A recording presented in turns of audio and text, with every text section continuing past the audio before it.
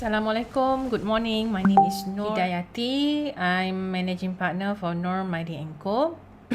This video is focusing on the amendments that has been made on Employment Act, which will take effect on 1st January 2023. Why this video is important? Because specifically for my clients, previously I have drafted your employment contract or your workers manual or your workers handbook. So that was before the amendments. The amendments were made on 1st September 2022. So it is new. When it is new, when the rules regulations come in as a new rules and regulation, you have to adapt to the amendments and you have to improvise your contract or your handbooks. So what are the amendments? Let's go through the amendments. Before the amendment, the Act only covers for employee who have salaries below 2,000. But after the amendment, it covers for all kind of wages. Doesn't care how much the employee have or obtain from the salary. So that's one point. But however, there is a caveat to it, meaning that not all provision will be applied. Provision which are not applied for employee with salary above 4,000, this provision will not be applied, which is subsection 60 subsection 3, 60A subsection 3, 60C subsection 2A, and so on. So finally, all employees who have wages above RM 2,000 ringgit can now rest assured that their rights has been covered under Employment Act, but for certain provision, it is not covered. So finally, the grey area has been cleared.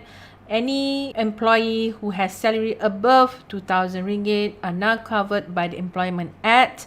So we as the company and industry have to look through all this and improvise again our contract, because previously any employee before this amendment, any employee who has obtained salary above RM 2,000 ringgit have to follow the terms and condition in a separate contract that does not implement all this provision under Employment Act.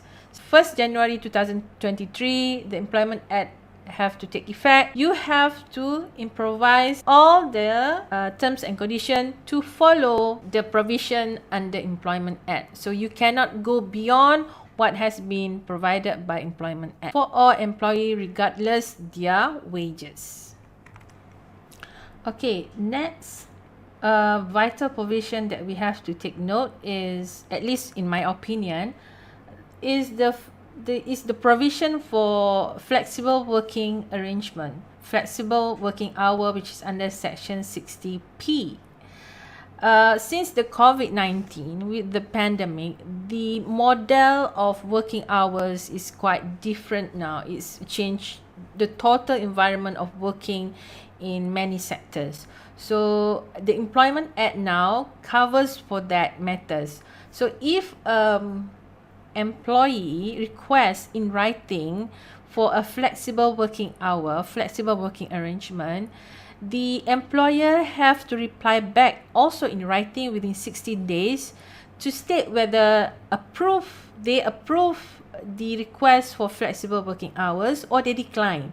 And if they decline, they have to state the reason why they are declining the proposal for the employee to work as according to flexible working hour. So that is important for me, at least for my business as well. So that is also have to be concluded in any employment contract. If that person is working on a flexible working hour, it has to be stated in your employment contract with your staff. Okay. Okay, next, the provision under working hours that we have to be careful with, for companies. Hours of working and working at night. So the work used to be that the working hours provided by Employment Act is 48 hours, which is like 8 hours a day and 6 days a week. So now it has been enacted, it has been changed to reduce to 45 hours in 1 week only. So the working hour for your employee have to be reduced to 45 hours in 1 week for a basic working hours. If they work beyond that hours, meaning that will be a overtime working hours. Yeah. Now, what about the maternity leave? Maternity leave also has to be changed in your contract of employment, because under the Employment Act, all mothers who will go on maternity leave will be eligible for 98 consecutive days. Yeah, that is a paid leave. Yeah, 98 consecutive days. It used to be 60 days, but now it has changed to 98 consecutive days, which apply to all private and public sectors.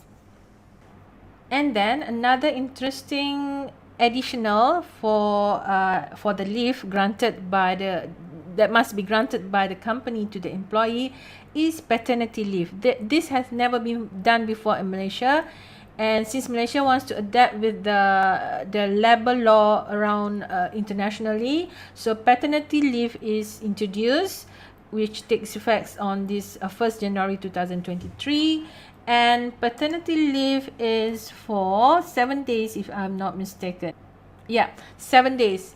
So the paternity leave will be given to the husband for 7 days, 7 consecutive days. For companies, the most important part is with regard with the issues of payment of wages. When an employee does not finish or does not complete the whole month of working, and then he or she terminate themselves or being terminated by the company. So how does a company calculate their wages if they have not complete working hours, a month working hours? So let us look at how we must calculate the incomplete months of work. So this helps us to settle the issue as according to law.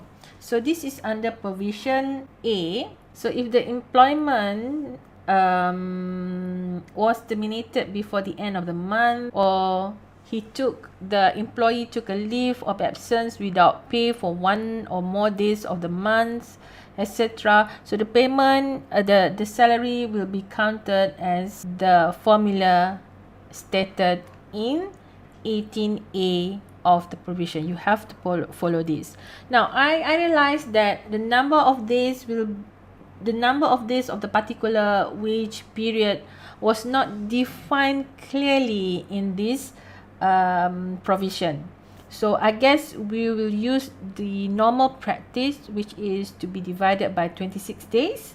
So I guess we can use that kind of formula.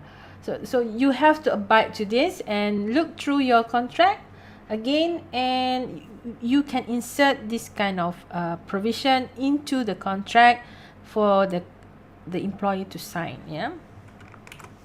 So there's a lot more of provision that we haven't covered in this video, but what I would suggest to you is to contact your lawyers or your in-house legal counsel to advise you on all these amendments and to help you with the drafting or to improvise your employee contract or your handbooks. So that's it from me. If you have any question, feel free to contact me at the number below listed at Tuan Nur Maidin & Co. We would be very happy to help you with any issues or any questions. Till then, see you in next videos. Bye-bye.